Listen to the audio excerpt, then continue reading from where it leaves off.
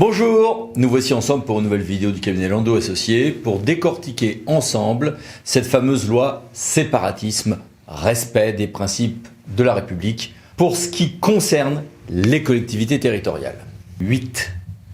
Il n'y a pas moins de 8 thèmes que nous avons dégagés en décortiquant ce texte. C'est une loi très débattue, le but n'est pas de dire si on est pour ou contre, le but est de la survoler ensemble et notamment ces 8 thèmes qui sont séparés, qui sont des univers séparés, mais qui convergent dans la lutte contre le séparatisme. Loi du 24 août 2021, après une très légère censure du 13 août. Ces 8 thèmes vont donc concerner des domaines extrêmement variés, mais visent tous à renforcer la laïcité, la neutralité des services publics, renforcer certains moyens de l'État, protéger certains personnels ou les droits de certaines personnes, notamment les droits des femmes, donner un petit coup de vis supplémentaire sur certaines questions scolaires, en haute éducation ou en privé. Mais ça commence d'abord par des grands principes. Grands principes qui sont un rappel, c'est plus un rappel qu'une nouveauté, qui est l'obligation pour tous les élus, les agents publics, pour toute personne à qui est confiée directement ou par sous-traitance l'exécution d'un service public, eh bien, il y a une obligation d'assurer l'égalité des usagers devant le service public, de veiller au respect des principes de laïcité et de neutralité des services publics, avec l'obligation de prendre des mesures nécessaires à cet effet, y compris d'ailleurs en matière de droit des contrats, y compris avec un volet pour tout ce qui est règles s'imposant aux structures en matière de logements sociaux. S'agissant des élus par exemple, le Code général des collectivités territoriales impose bien le respect de ses obligations de neutralité et de respect des principes de laïcité lorsque l'élu, qu'est le maire ou son adjoint, va assurer des fonctions au nom de l'État. On pense évidemment aux questions d'état civil, mais ça pourrait être aussi des questions d'OPJ.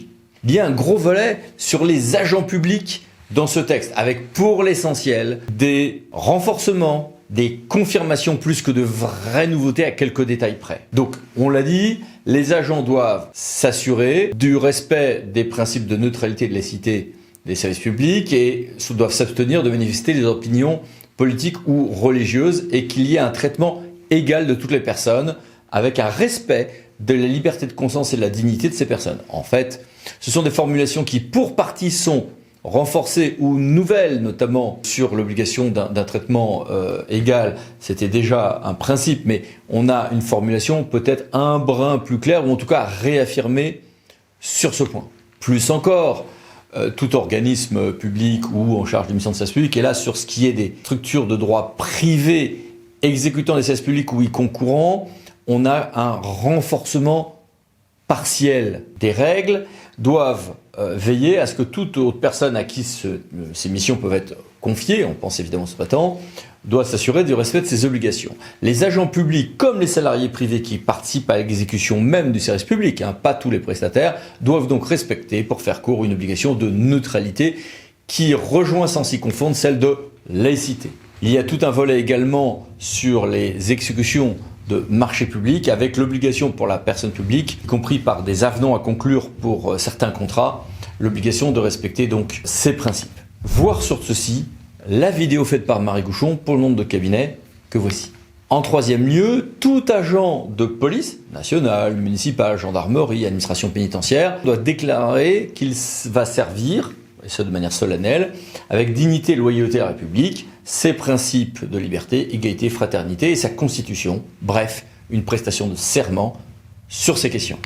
Et les fonctionnaires, cette fois-ci, tous doivent être formés au principe de laïcité, c'est l'article 3 de la loi que voici, et voici par exemple un premier arrêté qui a été pris sur le continuum de formation obligatoire des personnels en matière de laïcité et de valeurs de la République, arrêté du 16 juillet 2021.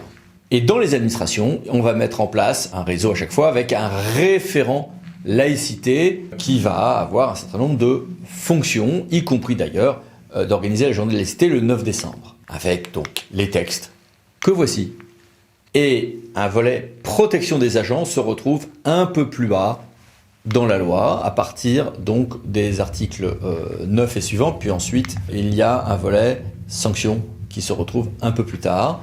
Et donc là, on a le fait qui est puni de 5 ans d'emprisonnement et 75 000 € d'amende, le fait d'user de menaces ou de violences à l'égard de toute personne qui exécute une mission de service public visant à obtenir une exemption des règles, sous-entendu, y compris dans ces domaines, bien évidemment, mais pas uniquement donc de la neutralité ou de la laïcité. Et le fait d'entraver la fonction d'enseignant est puni d'1 an d'emprisonnement et de 15 000 € d'amende. Et il y a aussi toute une série d'autres dispositions sur, par exemple, la mise en ligne d'informations sur les réseaux sociaux et visant à la protection des personnels, y compris enseignants. Un certain nombre de textes ont été faits expressément à la suite du décès extrêmement choquant de Monsieur Paty. Troisième grand domaine que nous avons esquissé à l'instant, la commande publique. Mais sur la commande publique, autant que vous regardiez directement la vidéo de Marie Gouchon que j'ai citée tout à l'heure, vous pouvez cliquer ici, voilà, et accéder à une vidéo spécifique à ce sujet. Quatrième grand thème, le déféré préfectoral, qui était quelque chose qui était prévu comme étant un outil très puissant dans le pré-projet de loi. Finalement, dans le texte final, qu'avons-nous ? On a le fait que lorsque un préfet va faire un déféré avec un référé suspension, il y aura un examen dans les 48 heures. C'était déjà le cas quand les libertés publiques ou individuelles étaient en cause, et ça sera le cas aussi, donc référé dans un délai de 48 heures, référé déféré suspension, si il est porté atteinte gravement au principe de laïcité et de neutralité des services publics. On pense par exemple à des règles qui contraviendraient à la neutralité et la laïcité des services publics. On a beaucoup d'exemples en matière de crèche de Noël, mais sur lequel le Conseil d'État a fait une jurisprudence extrêmement subtile, qui ne l'interdit pas systématiquement. On pense à des règlements, par exemple, intérieurs d'enceintes sportives qui séparaient garçons et filles, par exemple, hommes et femmes, etc., etc. Un autre volet, bien évidemment, porte sur les lieux de culte, les associations cultuelles et plus largement le droit des associations. Dans le code de l'urbanisme, d'abord, on a une petite disposition qui fait que lorsque le maire ou le président de l'EPCI est compétent, eh bien, il va recueillir l'avis du représentant de l'État si on parle d'un lieu de culte. Bien, existant ou à venir. Et surtout, les associations cultuelles ont eu une rénovation de leur statut, avec des statuts types d'associations de la loi de 1905, incluant des dispositions anti-putsch, assurant une certaine démocratie interne et évitant des putschs téléguidés en général de pays étrangers. Des évolutions des règles en matière de ressources pour les associations cultuelles et plus largement d'ailleurs pour les associations, dont d'ailleurs des ressources permettant des recettes tirées d'immeubles de rapport, mais avec un plafond de 50% des ressources, un régime pour les associations cultuelles de déclaration quinquennale avec possibilité d'opposition préfectorale, une plus grande traçabilité du financement des lieux de culte avec information pour tout ce qui est financement étranger et droit d'opposition préfectorale, et une réforme des régimes des garanties d'emprunt, des financements de travaux pour les lieux de culte. Voici d'ailleurs l'article 70 de la loi à ce propos, puis 71 et 72 et 73. Plus largement, les associations, même ordinaires, voient leur régime changer. Pour l'instant, le juge avait été rétif à admettre qu'on puisse donner une subvention en échange de la signature d'un contrat d'engagement républicain. Maintenant, c'est prévu au contraire par la loi. Toute association ou fondation qui demande une subvention s'engage par un contrat d'engagement républicain à respecter un certain nombre d'engagements en matière de laïcité, etc. Évidemment, ça n'empêche pas à l'association d'avoir son activité ou ses choix religieux ou autres, ou culturels, mais il y a un certain nombre d'obligations que voici dans le texte, et avec retrait de subventions si ça n'est pas respecté, mais dans des conditions assez cadrées par le texte, comme vous le voyez, et un décret à venir. Les articles 13 et 14 de la loi continue sur la même veine. 13, c'est notamment sur les questions de contrat d'engagement républicain, avec donc là aussi des obligations de neutralité et de laïcité, enfin de neutralité en tout cas, et l'agence du service civique qui a des pouvoirs d'injonction en ce domaine, et un rapport à venir. Et puis il y a tout un volet d'obligations un peu renforcées pour les associations reconnues d'utilité publique.